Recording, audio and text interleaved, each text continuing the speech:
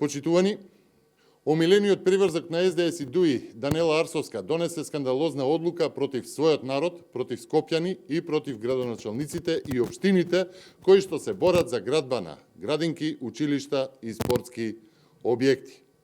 Имено, продолжената рака на СДС и ДУИ Арсовска донесе скандалозни решенија за запирање на процесот на градба преку ослободување на плаќање на надоместок на 2 градинки, 2 основни училишта и 1 спортски објект. Иако Советот на град Скопје донесе одлука за ослободување, приврзокот на СДС и ДУИ Арсовска донесе одлука за поништување на одлуката за надоместок за градба на 2 основни училишта, 2 градинки и спортски комплекс.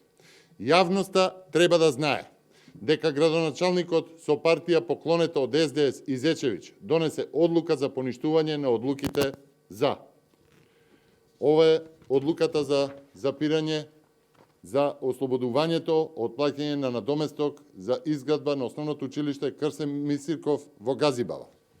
Следи ослободување од плаќање на надоместок за градба на основното училиште Блаже Коневски во Аеродром. Следи решение за запирање на ослободување од плаќање на надоместок за градба на градинката Весели Цветови Кисела вода. Ослободување на надоместок за доградба и надградба на градинката Изворче во Аеродром, како и последното ослободување од плаќање на надоместок за изградба на затворено спортско игралиште во Пинтија, општина Кисела вода. Почитувани, причината за ова ја гледаме во политичкиот мотив на Арсовска да ја продолжи праксата на менторите од СДС за блокада на општините, овој пат на општините Газибаба и градоначалникот Боби Стефковски, Кисела вода со Орце Георгиевски и на Аеродром со Тимчо Муцунски.